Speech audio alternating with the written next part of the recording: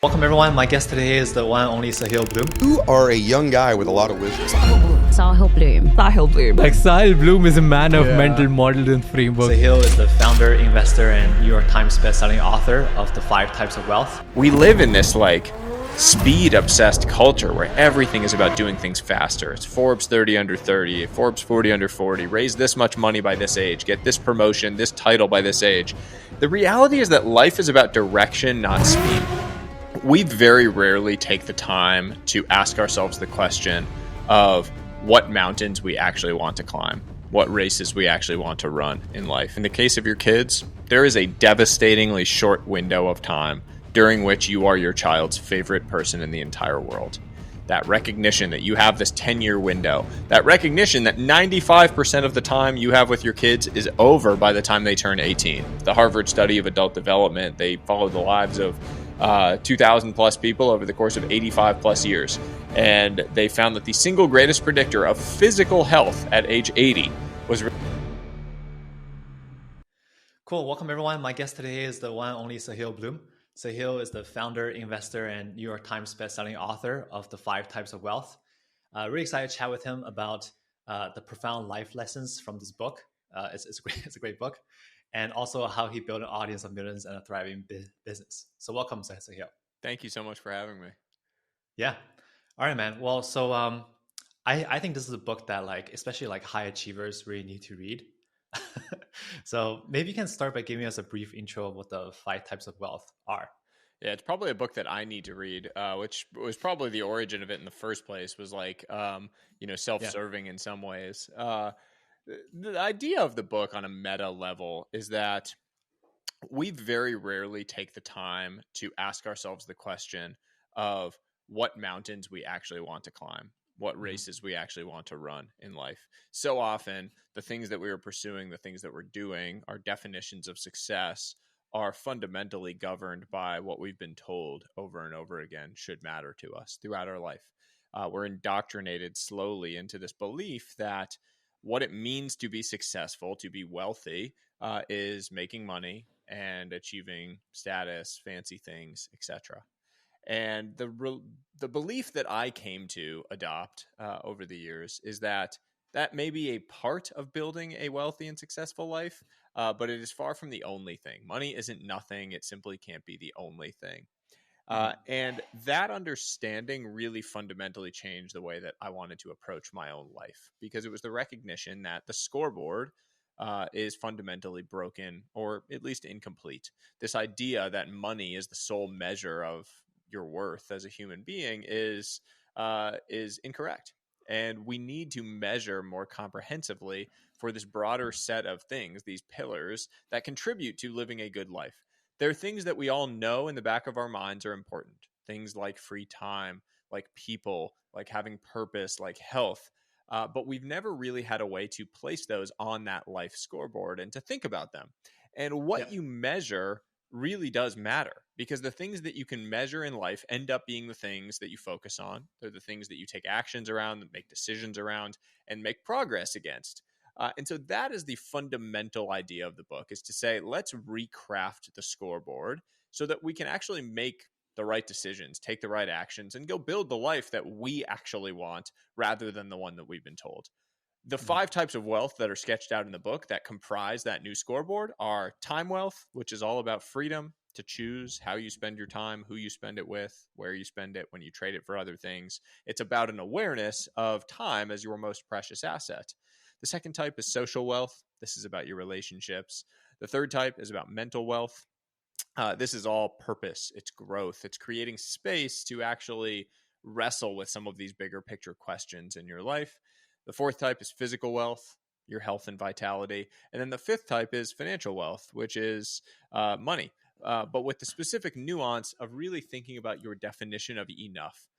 The recognition being that your expectations are your single greatest financial liability. If your expectations grow faster than your assets, you will never feel wealthy.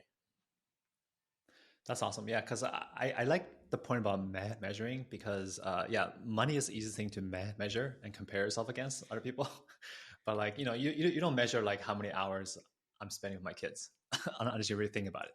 Yeah, it's So very hard. And look, Peter yeah. Drucker, the famous management theorist, has a great line. He said, "What gets measured gets managed." Meaning, for humans, the thing that we can measure ends up being the thing that we focus on, the thing we optimize around, the thing we narrowly get obsessed with. And that's Hmm. very true. You don't have to look much further than like someone puts on an Aura ring or a sleep tracker, and all of a sudden they're the most annoying sleep person in the world. They're like, "Oh no, I can't go out because I have to make sure my sleep score," or whatever. Like they all of a sudden they get obsessed with the thing because they're measuring it. Yeah. That is the same for money. We've become obsessed with it as a society. It has become the default measure of your entire life's worth with a single number. And Hmm.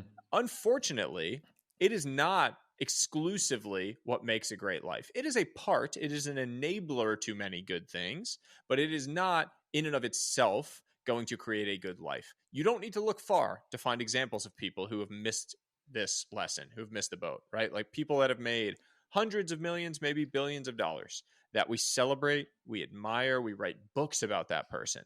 And we Hmm. ignore the fact that they have 3 ex-wives and 4 kids that don't talk to them. And we celebrate that individual. We tell them that Yeah. they won the game. And we all have to ask ourselves in our own lives, is that actually a game that I care to win? Because to me, that is a Pyrrhic victory. That is winning the battle, but losing the much bigger picture war. Yeah, it's like very common among like high achiever people. It's like it happens a lot. And like I'm curious, what were some pivotal moments in your life that made you realize that this like hedonic treadmill wasn't the right thing to only focus on? This episode is brought to you by Vanta. Whether you're a startup founder navigating your first audit or a seasoned security professional scaling your GRC program, proving your commitment to security has never been more critical or more complex. That's where Vanta comes in. Businesses use Vanta to build trust by automating compliance for in-demand frameworks like SOC 2, ISO 27001, HIPAA, and more. And with automation and AI throughout the platform, you can proactively manage vendor risk and complete security questionnaires up to 5 times faster, getting valuable time back. Vanta not only saves you time, it also saves you money. A new IDC white paper found that Vanta customers achieve $535,000 per year in benefits, and the platform pays for itself in just 3 months. Go to vanta.com/Peter to meet with a Vanta expert about your business needs. That's vanta.com/Peter. In my own life, what happened was I was pursuing the one thing, I was getting it, Yeah. and slowly seeing these other areas of my life start to fall apart. It was a little bit like the boiling frog for me, which is this idea that if you drop a frog into boiling water, it'll immediately jump out. But if Hmm. you put a frog into lukewarm water and slowly bring it to a boil, it'll stay in there until it dies. And the story, that lesson, is basically to say that slow incremental changes often go unnoticed in our own lives. You don't wake up one day and decide you're going to ruin your life. It happens with these slow, steady, incremental changes that you were blind to. That was Yeah. my journey. I was like slowly seeing relationships suffer, drinking 6, 7 nights a week. My mental and physical health were suffering, while on the surface, I was doing great. I was Mm. really focused on money. I was really focused on things, on status, all of this stuff. And I was getting several of those things, but seeing these other areas of my life start to show cracks. And for me, it all came to a head with this one conversation that I write about at the very opening of the book, that a close friend pointed out just how few moments I had left with my parents who were getting older. At the rate I was currently at, living 3,000 miles away, only seeing them once a year, I only had 15 more times that I was going to see them before they were gone. And in that moment, I realized that my entire definition of success, of what it meant to build a wealthy life, had been incomplete. And that we needed a dramatic reset to build our life, my wife and I, around the things that we actually cared about. Not the things Yeah. that we were told we should care about, but the things that we truly did care about. Yeah, I think like living, I mean, living close to your parents and your close friends has like a dramatic impact on like personally on like my happiness, you know, and also just from a practical perspective, like having them around to help with the kids, it helps a lot. Yeah, So yeah, I totally agree practically, by the way. Um, but just on a fundamental like happiness and meaning level, yeah. no single change has had a greater impact on our happiness and purpose in life than living within driving distance of our families. We moved Mm. 3,000 miles to make that happen. And I can't imagine a single intervention that has had a more positive impact on our lives. Getting to see the joy that a grandchild brings to the grandparents and the life that it gives them in this later stage, that in and of itself has been remarkable. But then on top of that, just the memories, the moments, these things that you can never get back. It's just remarkable. And having had the privilege of being able to do that and make that change and figure out how to make it work from a life perspective, I can't imagine a better change that we could have made. I totally agree. Yeah, I totally agree. And you have this passage in your book called Life's Razor. And I was kind of struck by how your Life's Razor is like, I will coach my son's sports teams. It's not like, I would build like a, multi-million-dollar business or something. So maybe talk about that a little bit more. Yeah, I mean, the idea of the Life Razor, the origin of that was a conversation I had after seeing an essay written by Mark Randolph, who was the founder and first CEO of Netflix. And Mark talked about the fact that he had this standing ritual throughout his technology career that he would leave work at 5 p.m. every Tuesday and have dinner with his wife. And in reflecting on that, what I realized was it really didn't have that much to do with the dinner or with the practice or the date, any date in and of itself. It was really about what that implied about his identity and the ripples that created, that was how his ideal self showed up in the world and he was going to act on it. That idea of having this like simple rule of thumb, this simple statement that can kind of cut through the noise at different times in your life is really powerful. That is the Life Razor concept that I talk about in the book, which is to say, you can go say to yourself, whenever any chaos strikes, what would the type of person who, in Mark's case, never misses a Tuesday date night do in this situation? What would they prioritize? What would they think about? Because if that's how my ideal self shows up in the world, I should ask that question before I make big decisions. My version of it is that I will coach my son's sports teams. That is a vision of my ideal self. It is not, as you point out, that I will build billion-dollar companies or, change the world in some dramatic fashion, make us an interplanetary species, whatever it might be. It is that I will have and build the relationship and have the freedom of time in order to coach my son's sports teams. That recognition is a real meta point about this entire book, which is to say, you have been convinced your whole life, especially people that listen to this podcast, right? You have a lot of high achievers listening. You have been told your whole life that the definition of you living a successful life is you going and building some billion-dollar thing, you going and creating some grand scale, whatever it is. And that may be the right path for you. And if it is, and if that's what you want to go do and you've really thought about it, you understand the trade-offs and you want to go do that, I think that's amazing. I think that's fantastic. The world needs people like you to go and do that. But if it's not, then consenting to the path by default that you're going to go chase those things is a silly pursuit. And it is not one that you need to make in order to build the life that you actually want. And so that is really what the book is about. It's about a call to action to ask yourself what you truly want. What is the life that you actually want to live? And to then go take actions to build that life. Yeah, because I think also as you get more successful, there's going to be more and more like career opportunities to come up that like basically take time away from coaching your son's sports team, right? Like you can go travel the world or like you can do something. Yeah, I mean, I, like right now, right? Like I constantly have inbound of interesting things that on the surface are like shiny objects, right? It's, this much money to go do this much to go do this, go talk to this, whatever the thing is. And having that lens to say, okay, what would the type of person who coaches his son's sports teams do in this situation? If you came and offered me a job and you were like, hey, Sahil, I'll pay you $100 million for the next 10 years. But you have to come, 300 nights out of the year, you're going to be on a plane and, you're going to be working on a whole bunch of stuff that you may or may not like. And it's going to be all over the place doing all these things. Absolutely not. Like I cannot say no to something faster than I would to that. And that sounds insane. Like if you were to say that like 5 years ago self and offer that job, I'm taking it in a heartbeat because my entire measurement of my success in life was about money. And so there's a whole lot of money. I'm just going to go do it. But I don't define my success around that anymore. I define it around this Life Razor and what it means to me. I mean, my definition of a wealthy life has changed. My entire life changed when I realized that I would never want to trade lives with the people that I read books about. My definition of a wealthy life is being able to take my son in the pool at 1 p.m. on a Tuesday. And I can't do that if I go take this $100 million job that requires me to be away for 300 nights out of the year. I can do that right now. So if I'm going to go chase some new thing, if you're going to offer me some new thing, it better damn well be amazingly connected to my purpose. It better be something that I'm going to be able to bring my family along for the journey around. It better allow me to pursue things that I really, really care about. It has to be grounded in something more important to me than just incremental money.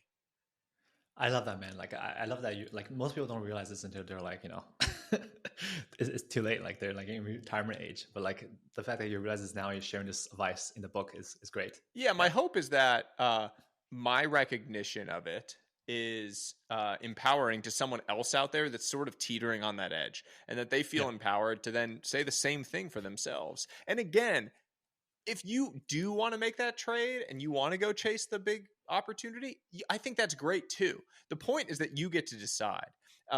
We need to stop just accepting by default the things other people have told us. And that really is what I want. That's really what I want people to take away from the book when they walk away from it, is just to say that, like, you actually get to choose the races that you run, and what social media tells you, what anyone else tells you, you don't need to consent to. I mean, we live in this like speed obsessed culture where everything is about doing things faster. It's Forbes 30 under 30, Forbes 40 under 40, raise this much money by this age, get this promotion, this title by this age. The reality is that life is about direction, not speed. It's much better to climb slowly up the right mountain than to climb fast up the wrong one. But that requires you to stop, pause, and ask the question of whether or not you are climbing the right mountain, whether you actually want to be on the mountain that you're on, or whether it's one that you've just accepted by default. And that recognition removes 99% of the insecurity you experience in your own life. I mean, like, I have been blown away by the amount of insecurity that you see in the highest, richest, most successful people in the world. Like, what? I mean, some of these people, you see the things that they're doing on a daily basis, and you're like, you are so rich, you are so successful. Why are you so insecure? Why are you doing these weird things to try to impress random people on the internet? Like, why are you trying to get likes by dunking on people? Just like, what is making you so insecure? And it's because you're playing someone else's game. You're not comfortable with where you are. You haven't appreciated that you can actually build the life that you want.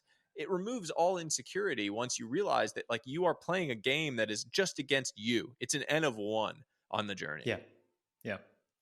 Because high achievers become good at, like, acing tests and like playing the corporate game and like doing all this stuff, right? So it's very natural to just keep playing that game without thinking about it. Yeah, and insecurity can be a positive driver to some extent, right? Like, I think for someone who decides to be a world changer that wants to go build, create an interplanetary species, like Elon Musk, right? Like, create an interplanetary species.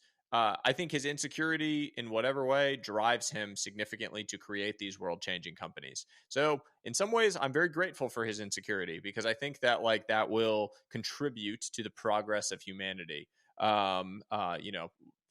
In whatever way that it's able to. And so I do think that throughout history, you find examples of people who are very insecure that create dramatic world-changing innovations. And the world needs some of those crazy ones and some of those people. But you don't have to be one of them. You can opt out of that path. I mean, it's kind of nice that someone's sacrificing, their marriages to do this for us, right? So it's kind of absolutely, yeah. And we all benefit from that. So yeah, I cannot bemoan it. I just don't want to be it.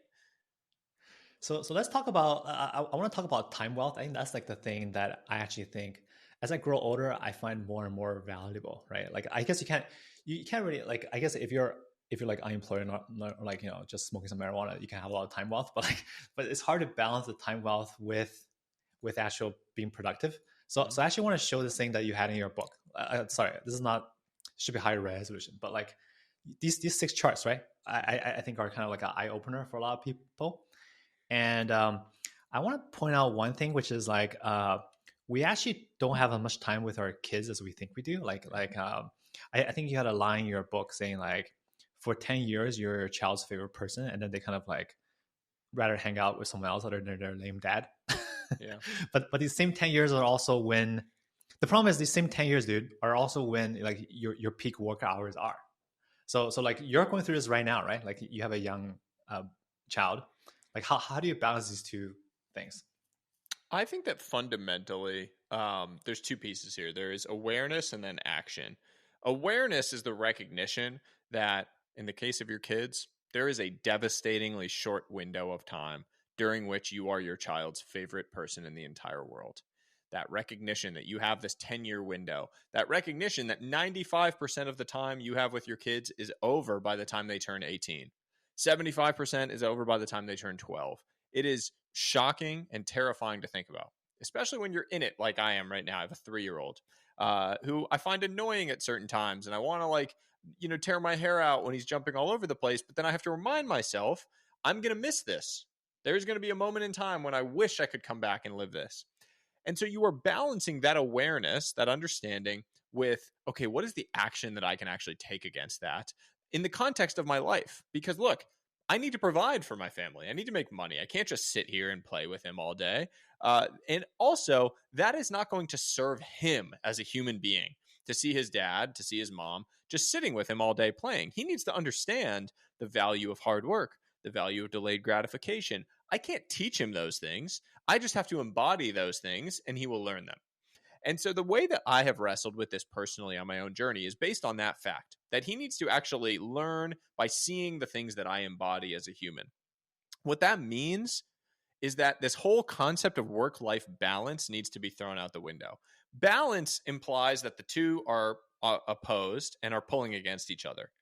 I believe in this idea of work-life harmony, that the two are actually part of the same thing, that my wife, my son are a part of the mission that we are on as a family to go and create this life that we want for ourselves. And for my son to understand why I'm doing the things I'm doing, why I'm working hard on the things that I'm working hard on, why they matter for that mission, that he is a part of that, that is how I wrestle with this tension that exists between presence and ambition. It is this understanding that he is a part of that. And he should know when I'm traveling, when I'm working hard on things, he should understand. Whether or not he perfectly understands it is beside the point, but he should understand that it's Yeah. important and that there is a why behind this that he is a part of. Yeah, I think it's a tough balance because yeah, you want to have them see you working hard, but I think from a pure tactical perspective, I try to make sure that when I do spend time with my daughters, that like I put the phone away, and it's surprisingly hard to do. But like Very hard to do. Yeah, it's very hard to do. But like at least a couple hours every day, I try to actually spend quality time with them. Yeah, I mean that is grounded in this realization that time and energy are not the same thing. That an hour of time with someone when you have your phone out in front of you, texting or doing social media, is worth far less than 5 minutes of truly present energy when there was no distractions and you were just with them.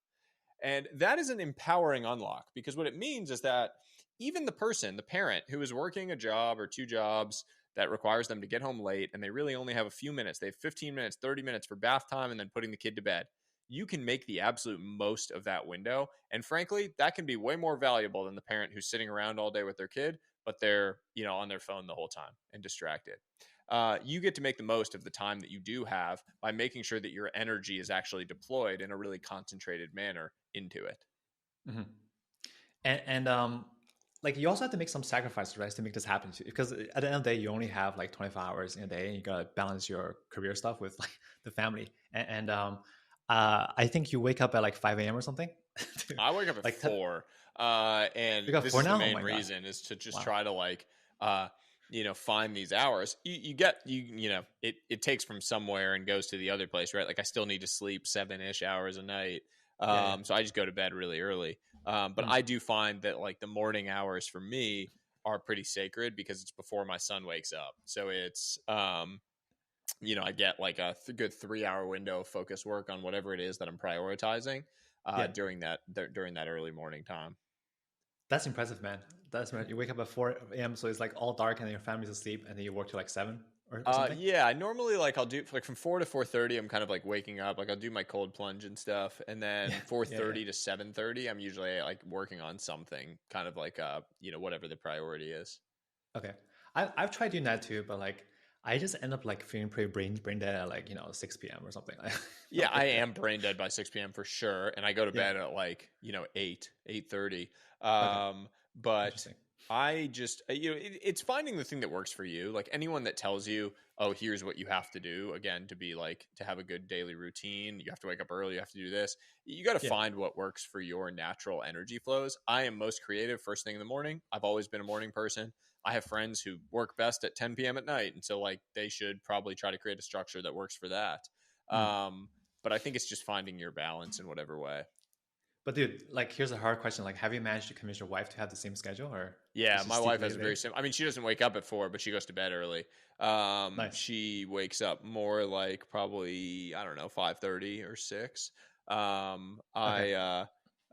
Yeah, but we've always kind of been aligned on like the like structure of our life. Like back before we had kids, when we lived in the Bay Area, she would get up with me and go to the gym at 4:45 in the morning Wow. in Palo Alto. So we've always sort of we've been aligned on the big picture around that stuff. Yeah, I gotta be more persuasive with my wife. It sounds like. It's all. Yeah. I would just, in general, say caution against ever trying to force anyone else into a schedule that you have around these things. You That's got to true. find what works. Yeah. Okay. Let's talk about some of the other wealth. Let's talk about social wealth. Yeah. As someone with like over 1 million followers, I love how your big question is about who will be sitting in the front row of your funeral, right? That's your big question. So it's not about social media. It's actually about having good friendships. Is that what social wealth is? Yeah, I mean, social media is almost anti-social wealth in a lot of ways, Yeah. which is funny. Yeah. And it's especially funny coming from someone who big part of my work is social media. I really think about social wealth as being about the few close, deep connections, those front row people, the people in the front row at your funeral, and Mhm. then your looser connections to sort of circles that extend beyond the self, local, regional, spiritual, etc. communities that allow you to feel some sort of connection to something that extends beyond just you. Yeah. Um, Social wealth is fundamentally what creates a happy, healthy life. There is a lot of clear science around this that social connection is the single greatest predictor of a long life. The Harvard study of adult development, they followed the lives of 2,000 plus people over the course of 85 plus years, and they found that the single greatest predictor of physical health at age 80 was relationship satisfaction at age 50. It wasn't smoking or drinking habits. It wasn't blood pressure or cholesterol levels. It was how you felt about your relationships that contributed to your life. And yet, social relationships and connections are the first thing that fall by the wayside when we get busy. We stop investing in them. We don't think about them as investments, when in reality, your social connection, your relationships are the single greatest investment that you can really make in this regard. They compound the same way as any financial investment. Mm. Yeah, that's a very good point. Yeah, I mean, that's why it's so important to like who you marry is the most important decision in your life, right? Yeah, but what about social wealth beyond your family? Like, I feel like a lot of people who are like middle aged, they with kids, like they kind of lose touch with their friends, or like they struggle to make new friends. Have you managed to get around some of this stuff, or like Yeah, any it is. tactics? Yeah, No one teaches you how to make friends as an adult. yeah, So it's kind of funny. Like when you're a kid, you're like, yes, you're in these institutions, like in school or university or wherever, where you're kind of forced to make friends. Once you're an adult, no one really teaches you. So unless you're part of a religious community where you might make friends, or unless you make friends at work, no one's really teaching you how to make friends outside of that. I've always been a proponent of this idea of like placing yourself into rooms where they're going to be a high density of like similar value minded people. So if you're really into health, delayed gratification, wellness, place yourself in rooms where there's going to be a lot of other people that have those same similar shared values. Gyms, farmers markets, hiking trails, etc. If you're into art and you're into creative works, like go to gallery openings, go to book clubs, there are ways that you can place yourself into rooms where you are more likely to find other people that have those similar shared values, and you'll find a lot of value on the other side. And have you done that like locally, or because I have made friends through like Twitter, but like, Yeah. have you done that? Yeah, I Like, do it all the time locally. I mean, my yeah, closest friends that I live around are all people I met at the gym. Okay, got Like it. Yeah, make friends at the gym. Like some of my closest friends in my entire life are friends that I met through the gym, running. Like people still like I get, I post runs and things like that on Instagram all the time. yeah, Almost every day I get messages from people saying like, "Oh, I'd love to come out for a run sometime." I have people, multiple times a week come out and just join me for a run. Some of those that's people awesome. end up being like real friends that I end up spending more time with, connecting with, because it's a shared value. Yeah, I need to like work out more with other people instead of like in my garage. Yeah. That's what I need to do. Yeah, that's a good point. Um, okay, so let's like wrap up by talking about financial wealth. I think our big question here is like, what's the definition of enough? Which we kind of talked about already, right? But Yeah. I like really think that this idea of enough is best encapsulated by that story of the banker and the fisherman. yeah, There's this story of an investment banker goes down and visits a Mexican fishing village, and he comes across this rundown fishing boat with a few fish in it. And he asks the fisherman, "How long did it take you to catch those fish?" The fisherman says, "Only a little while." The banker says, "Why didn't you fish for longer?" The fisherman says, "Well, I have everything I need. In the morning, I fish for a little while. Then in the afternoon, I have lunch with my wife. Then I take a nap. Then I go into town in the evening, play music, drink wine, and laugh with my friends." And the banker's like, "You got this all wrong. Here's what you got to do. You got to fish for longer so you can catch more fish. Then you use the money to buy a second boat. Then that boat fishes. You buy a third boat, a fourth boat, a fifth boat. You move to the big city. You take your whole fishing enterprise public, and you're going to make millions." And the fisherman says, "And then what?" And the banker says, "And then what? Then you can retire and move to a small fishing town. You can fish for a little while in the morning. Then in the afternoon, you can have lunch with your wife, take a nap. And then in the evening, you can go into town, drink wine, play music, and laugh with your friends." The fisherman just smiles and walks off into the distance. That story is traditionally interpreted as being about the banker being wrong and the fisherman being right. But it's actually more nuanced than that, in my view. It is about the fact that the two have a fundamentally different definition of what it means to have enough. The banker's definition of enough might be building something big, having this huge enterprise, creating jobs, chasing his purpose, doing all of these things. That's great. But for him to apply his map of reality to the fisherman's terrain makes no sense. The fisherman is already living his definition of enough. And yet, that is what we do on a daily basis when we take out our phones and compare our lives, compare our terrain to other people's maps of reality. We are allowing other people's maps of reality to impact how we feel about our terrain. That is what we need to escape. It is the recognition that you get to decide what your version of enough looks like, what the pursuits are that you actually want to engage in, and you can yeah. build your life accordingly. And also like your life goals and like what's enough can also change. Like you have this concept of like stages of your life or seasons of your life, right? Like I feel like some people think like if they give up on a goal or like they change their goal, they're like kind of like giving up or like failing. But like people's priorities change, man. Like Mm-hmm. as they get older, you know. Yeah, I think that that concept that seasons bring different focuses, different priorities is really central to how you think about navigating your life. It's a recognition that what you focus on or prioritize during any one season will change. You are not constrained by what you focused on in a prior season, nor do you need to stress about what you may focus on in a future season. Yeah. You can just focus and be with the one wave that you're currently on. And let's talk about your seasons of your life. So you started as in like the finance industry, right? So let's skip that part. So you decided to leave finance and chart your own path.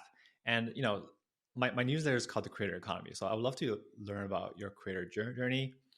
I think you started by just like trying to get more followers, but then you shifted kind of your business. So maybe can you talk a little bit about that? Or Yeah, my fundamental belief is that commerce follows trust.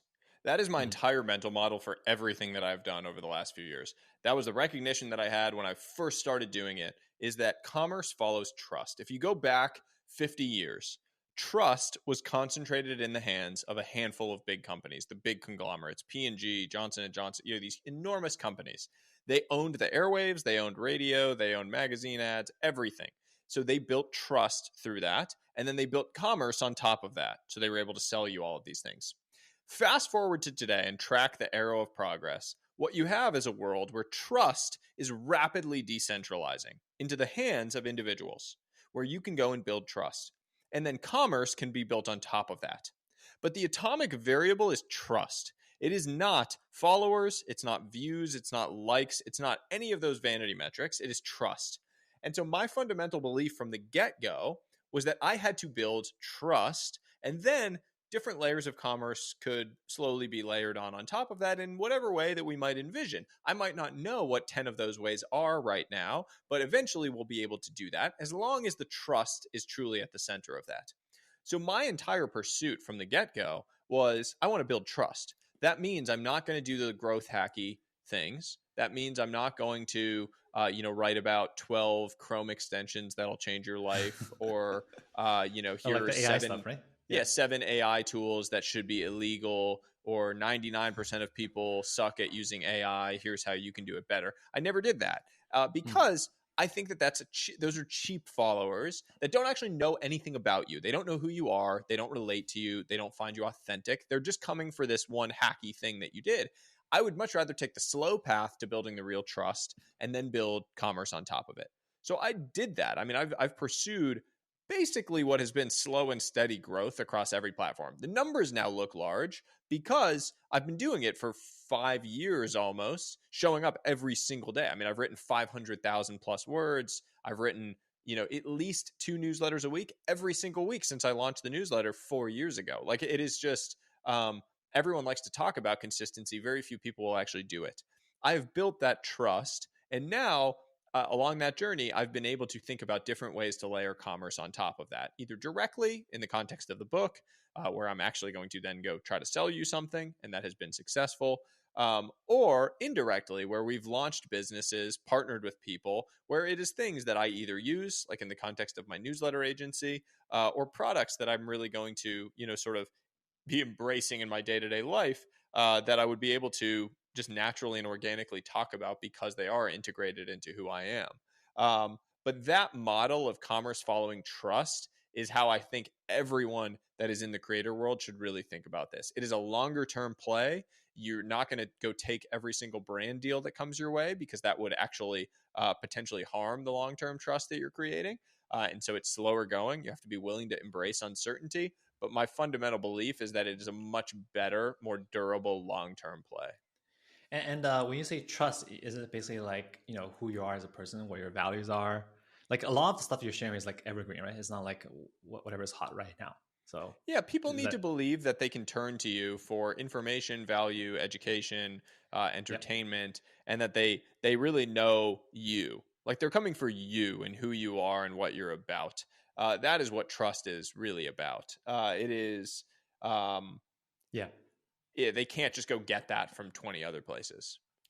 That's actually a really good point. Like, I was making fun of some AI influencers the other day, and when I see a tweet with like whatever 4,000 likes about like this AI thing just launched, or like rip some profession, like, sure, it went viral, but I don't actually care who the person who posted it is. Oh, it could have been like, anyone. It could have been a 16-year-old kid. And I've said that now to my team over and over again, because right now we're trying to figure out YouTube. We're like starting to experiment. We're trying to figure it out. And there's all sorts of videos that we know would really like take off and go viral. I might get a bunch of subscribers from them. I could go make these videos. They would do really well. But my lens that I view all these things through is, could a 22-year-old kid with zero experience, zero of the things that I have done and actually created in my life, make this exact same video? And if the answer is yes, we shouldn't be making it, because that is not going to engender actual trust. That is going to just be it's a hack. You're playing a short-term game. You're trying to hack the system versus trying to create something real and of value that is unique to you. Yeah, because especially YouTube, man, I'm kind of like like YouTube, like the thumbnail stuff, like you just put a big dollar number up there, or like make some crazy claim, and then you get clicks. It's kind of sad. I mean, it's and the whole thing's a joke, right? Like, it's unfortunate, to be honest, but there's like, I know if I did a video that was like, here are 12 ways to make $10 million passive income by next year. I bet you I could get 100,000. Like, I could do it. I could write the copy. We could say a bunch of things, but I don't care. I don't believe in it. And it's not what I'm about. And so you're fighting this thing of like the algorithm is pulling you one way as a creator, and you need to decide, are you going to take a stand and be true to yourself and try to build that trust over the long term, play the long term game, or are you going to Yeah. chase the short term dopamine hit in the short term instant gratification game? And very few people are willing to play the long term game. And if you are, the long term rewards are going to be there for you. And I would argue that it is much better in terms of the actual social good that you create as well. Yeah, that's really good advice because yeah, the algorithm is always pulling me towards more clickbait stuff. I have to watch myself. Yeah, Twitter's Yeah, the same way too, right? Like, yeah, you get the most likes on the like dunking on someone's life or the, like little silly thing that you put out versus the thing that you actually put thought and care into. And so that's right. you constantly are in this fight of, well, I want the thing that's going to give me the dopamine hit versus the thing that I really feel good about. And you're trying to balance it and figure out, where do you sit on the spectrum there?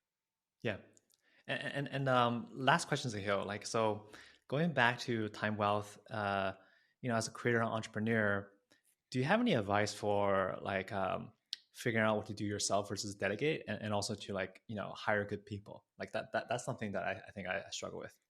I would Yeah. generally follow your energy around it. So if you were kind of map out what are the tasks within your ecosystem that you You get a lot enjoy of doing? energy Yeah. from versus drain your energy, and you want to find ways to delegate the things that drain energy and focus that unlock on the Mhm. things that create energy. That is what I've done. I get a lot of energy from the actual creation work, writing, creating things, etc. I get Yeah. no energy, massively energy draining on any of the back end business, logistics, all of that stuff.